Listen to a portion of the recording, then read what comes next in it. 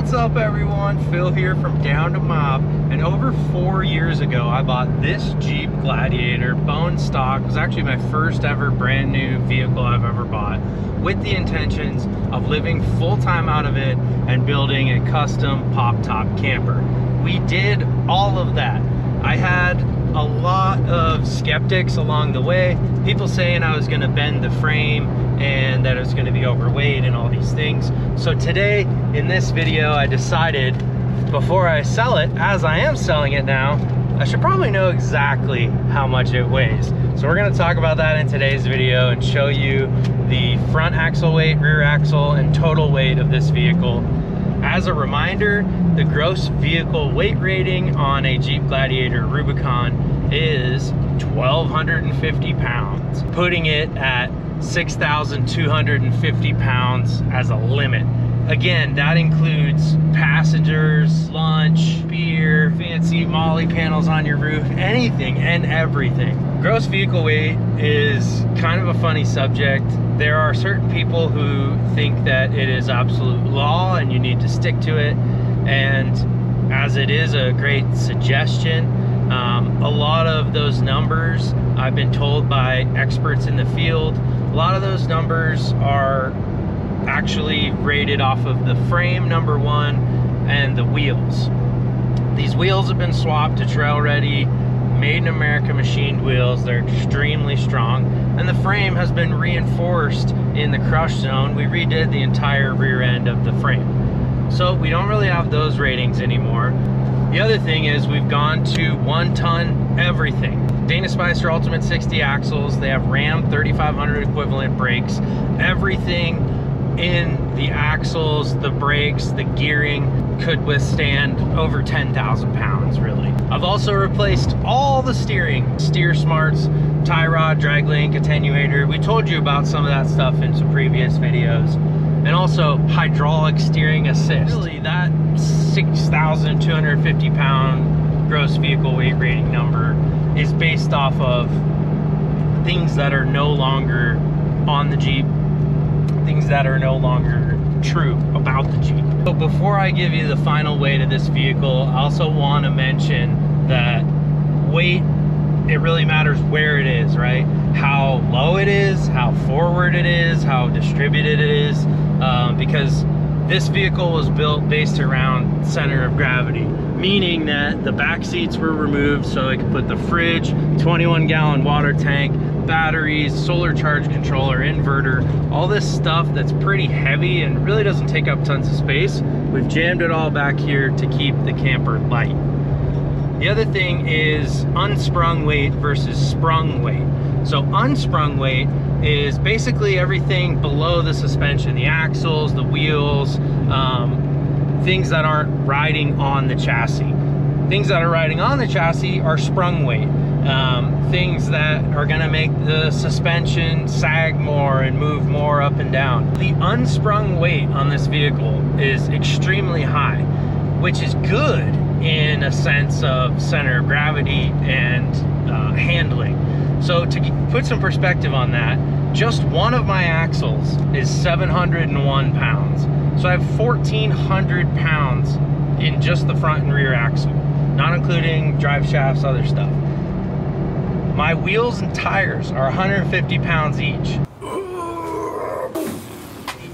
So we're talking almost 2,200 pounds of just axles, wheels, and tires. That is pretty important to note because, again, that is not affecting the suspension. That weight is not riding on the frame and putting more stress on the frame. It's actually down low, and it's helping the center of gravity and the handling of this vehicle, especially because those axles are wide. Also looks pretty badass. The only thing that that weight does affect is what you're hearing right now, which is the motor working a little more to push these wheels and tires. But the 538 gears in these Dana Spicer axles are what's pushing these 40-inch tires, as well as the 8-speed transmission in these new Jeeps helps out. Quick side note on the frame bending. the Jeep Gladiator frames, there's been pictures rolling around online of frames that have bent. Kevin, who built my Jeep, Nichols Auto Fab, has actually worked on a Gladiator with a bent frame. It had coilovers in the rear. When you switch to coilovers in the rear of the Gladiator, you remove the coil spring, which gives you a lot of support in the middle of the frame. Also, when you put too long of shocks in the rear, they bottom out and send that pressure to the frame. So there's a picture online of a Gladiator with nothing in its bed that was towing a trailer that bent the frame. I suspect it probably had coilovers and too long of shocks. So we've made sure to keep the coil spring in the rear, not go coilovers, add a support to the crush zone of the frame. We've added plus 600-pound Clayton off-road springs and stiffen the compression and rebound to slow it down and stiffen it up a lot in these Icon CDC 2.5 rear shocks. This thing is built for the extra weight, and it's not even that much weight. I'm excited to reveal the number with you guys. I was pleasantly surprised. But just to compare what other people have done with their Jeeps, my buddy Matt that I met at King of the Hammers travels full-time with his wife, 2 kids, a Kimbo camper, and their last time I saw them at Expo West, they were towing I think a turtleback trailer. So I can't imagine with those campers and all their stuff that they're lighter than me. On my trip to Alaska, I saw a Tacoma once with a massive hard side camper towing a boat. He was definitely over payload. I'm sure you've seen trucks driving down the highway with firewood in the beds, for example, and it's just squatted. They're over payload. Is it gonna affect them? Depends how much you drive it, how hard you drive it, so many factors. So without further ado, let's show you the official weight that we just got at this cat scale. So the steer axle, front axle, is at 3,100 pounds. The drive axle, rear axle, is at 4,120 pounds for a total gross weight of 7,220 pounds.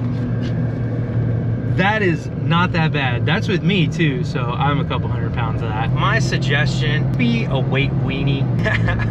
Every single piece that was in this Jeep, whether it was this big or this big or this big, I thought about the weight of it, the strength of it, and if it's heavy, does it need to be that strong, or can we go with a lighter weight option that's just as strong, and yada yada. So you wanna, if you're doing a custom build like this, you certainly wanna get the weight as far forward and low as possible, as we've done, and you wanna make everything as light as possible, of course. But at the end of the day, it's gonna weigh what it weighs. People have asked me exact weights and stuff a lot, and I don't really know. You know, I've told them, oh, I'm not really sure, and they're sometimes surprised by that. But when you build every single thing as light as possible, you put it as far forward and as low as possible, it's just gonna be what it's gonna be. Like, there is no making all this lighter. The only way to make it lighter is to just take the camper off, and I want a camper. So, and then it just depends what you put in it. Now that is where you, in my opinion, have the most room. You know, people say, oh, I need my coffee maker, I need this, I need that.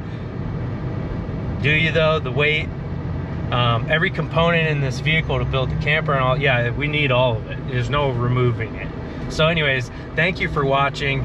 I'm excited to sell the Jeep and move on to my new rig. Check out my Patreon if you want to support the channel, get exclusive content, exclusive merchandise, chances to connect one-on-one with me, and attend Patreon-only campouts, as well as giveaways, all sorts of fun stuff at patreon.com/down2mob. See you there. The only question is, are you down to mob?